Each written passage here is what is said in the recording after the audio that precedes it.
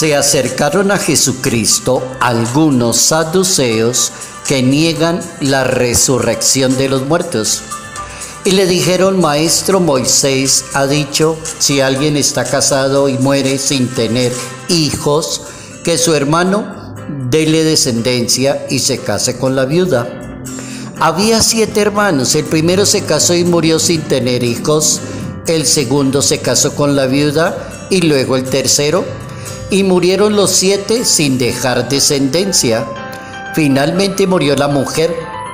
Cuando resuciten los muertos, ¿de quién será esposa? Ya que los 7 estuvieron casados con la misma mujer. Jesucristo contestó: los hombres y las mujeres se casan en el mundo, pero los que son juzgados dignos de participar del mundo futuro y de la resurrección no se casarán. Ya no pueden morir porque son semejantes a los ángeles y son hijos de Dios al ser hijos de la resurrección. Evangelio según San Lucas, capítulo 20, versos 27 al 40.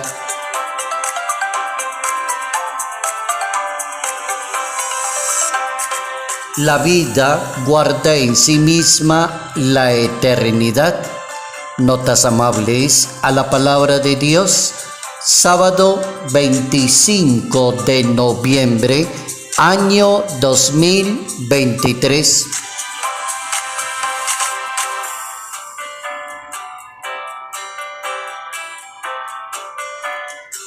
Detenemos hoy nuestro pensamiento en una santa, en una virgen, en una mártir, en una persona muy inteligente y muy sabia. El nombre de esta persona es Santa Catalina de Alejandría, patrona de las personas solteras, patrona de los filósofos, de los estudiantes, de las mujeres solteras, mártir en los primeros siglos de la era cristiana. Santa Catalina de Alejandría nace en Egipto, en el seno de una familia noble en el año 290.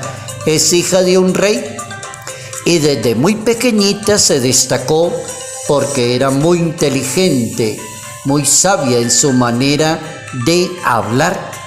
Tenía condición de princesa, recibió una educación muy buena e incluso se ufanaba de enfrentarse a los grandes filósofos de ese momento. Estaba corriendo el siglo III de la historia en Egipto y pudo hablar con los filósofos de la época que se quedaban maravillados de su manera de hablar y de decir las cosas.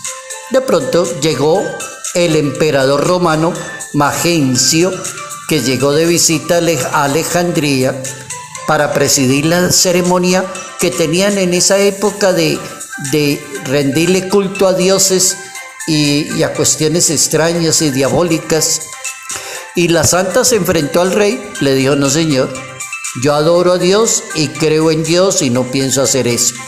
El rey entró en cólera y como se convirtieron para esa ocasión una cantidad de gente, también los mandó a matar. Murieron mártires. Ahí tenemos la santa de hoy. Muere por sostener que cree en Dios, no a la idolatría, no a un culto que no sea adorar exclusivamente a Dios.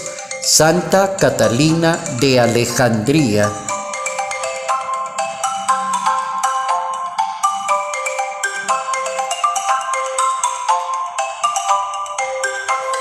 La vida guarda en sí misma la eternidad. Hay que entender la vida desde la eternidad y hay que entender la vida con la comprensión de la muerte. Hay que entender la vida con el futuro y la eternidad que ofrece Dios. Cuando una persona logra hacer ese ejercicio mental, que la muerte tiene su razón de ser en la plenitud de la existencia y en la eternidad de un ser humano, entonces la persona no se complica la vida. no enreda la vida, no alarga innecesariamente la vida, ni acorta innecesariamente la vida. Oigan bien, cuando uno tiene un concepto de fe real, auténtico, Dios nos dio la vida. Venimos al mundo con una vida, con una sabiduría, con una inteligencia, con unos talentos. La muerte, claro, es normal, entonces ya hace parte de la vida, no nos compliquemos la vida. La eternidad, prepárela toda la vida, haga bien todos los días lo que debe hacer y ya preparó la eternidad. No se complique la vida. Cuando la persona se complica la vida y no entiende que existe la muerte, ya se complicó la vida. Aparece la eutanasia y aparece la distanasia.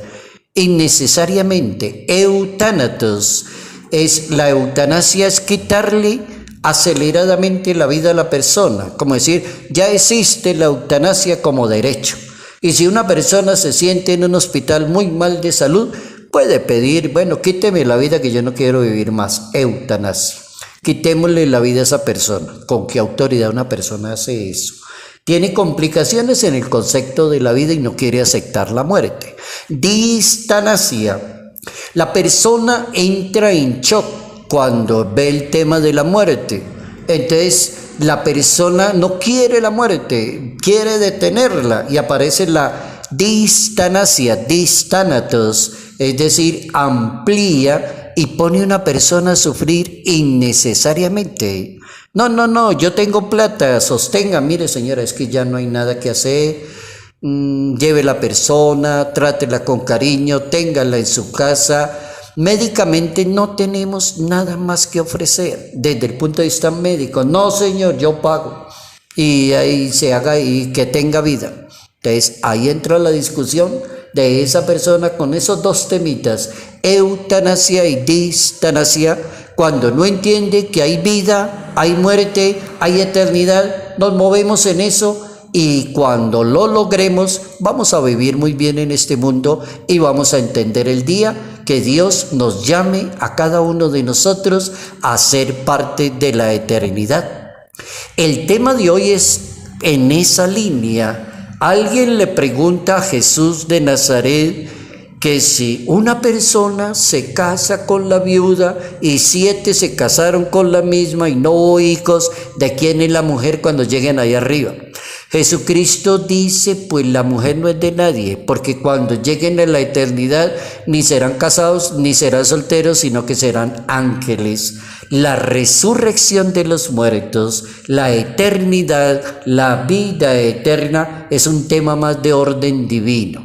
Hay personas que lo niegan, sí. En el tiempo de Jesucristo había un movimiento religioso que se llamaban los saduceos y se distinguían porque negaban la resurrección de los muertos. Y esos son los que abordan a Jesucristo y les dice, ¿cómo le parece que se murió esta señora y se murieron todos y ya arriba, entonces, ¿de quién es la mujer? Entonces, por eso estamos hablando de ese tema. La vida guarda en sí misma la eternidad. El que entienda la vida, que comprende la muerte y se proyecta en la eternidad, la pasa bien bueno y sabroso en esa vida. No se complica la vida, vive muy bien la vida, la vive en toda su plenitud. Ahora, pensemos en el significado de la vida según Dios. Depende. Si la persona es creyente o no creyente, ha leído una Biblia, conoce la palabra o no la conoce. Depende de la experiencia y de la madurez en la fe de cada persona para entender la vida, cualificar la vida y proyectarse en la eternidad. Definición. Hay alguien que en la historia dijo, define y serás un rey, serás grande. La vida es un don de Dios y es una gracia de Dios. Esa es una definición. La vida es un don de Dios, es una gracia de Dios. Viene de Dios y vuelve nuevamente a Dios. Entonces no se complique la vida, ya la definió. 2, no somos dueños de la vida. Esa es otra definición que nos sirve mucho. Nadie es dueño de su vida. Cuando intenta hacerlo, cae en la eutanasia o cae en la distanasia o cae en algo bien gravísimo, aborto, quitarle la vida a quien no ha llegado al nacimiento pero ya tenía vida. No somos jueces de la vida. Frase número 3. Bien importante esa frase. No somos jueces de la vida. No podemos determinar cómo finalizar la vida, porque la vida guarda en sí mismo la eternidad. El Hijo de Dios le enseñó a la humanidad que existe más allá de la muerte. La respuesta se llama pues la eternidad. Pero los saduceos, como no creen en eso, no lograron entender el valor de la vida, que la mente está sometida a la ley de algo que llamaban ellos el levirato, según la ley judía, el levirato. Si alguien se interesa por el tema, puede leer el capítulo 25 del libro del Deuteronomio en la Biblia, para que sepa qué era la ley del levirato según los judíos. Una persona puede vivir perfectamente su vida cuando la une a la eternidad, cuando comprende que los muertos van a resucitar, que Moisés le dio a entender en el pasaje de la zarza cuando le habló a Dios, al Dios de Abraham, al Dios de Isaac, al Dios de Jacob. Capítulo 20 del Evangelio de San Lucas. Termino la reflexión proponiendo al Papa Santo, San Juan Pablo II, como uno de los grandes defensores de la vida que ha tenido los últimos papas en la Iglesia Católica. Este ha sido el mayor defensor de la vida, San Juan Pablo II. Escribió varios documentos y escribió una cantidad de cartas que le llamó cartas a las mujeres, hablando de la importancia de la vida. De carrera voy a decirles 3-4 documentos de este Papa tan maravilloso. Hay una instrucción que se llama Donum Vitae del año 1987, donde habla sobre el respeto de la vida humana naciente y la dignidad de una persona con vida. Hay una carta apostólica en el año 1988 que el Papa la llamó Mulieris Dignitatem. Esa carta es de la dignidad de la mujer. También una carta encíclica que la llamó Evangelium Vitae. Esta es la que más me gusta de todas esas. Evangelium Vitae. La escribió en el año 1995. Y en ese año el Papa San Juan Pablo II decía el valor sagrado de la vida humana desde el inicio hasta cuando termina. Oiga lo que dice. Desde el inicio, es decir, cuando el óvulo se une al espermatozoide, ya hay vida. Así que están muy equivocados los jueces y las leyes de la cantidad de países que en este momento tienen el aborto como legal, pero se les olvidó poner una cosa es legal, pero no necesariamente es moral. Y por último, el Papa Santo nos enseña a valorar la vida, a estimar la vida y a darle la vida lo que ella se merece, proyectarla a la eternidad.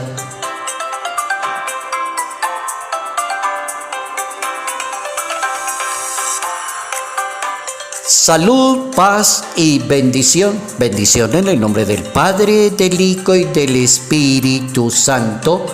Padre Jairo Yate Ramírez, Arquidiócesis de Ibagué.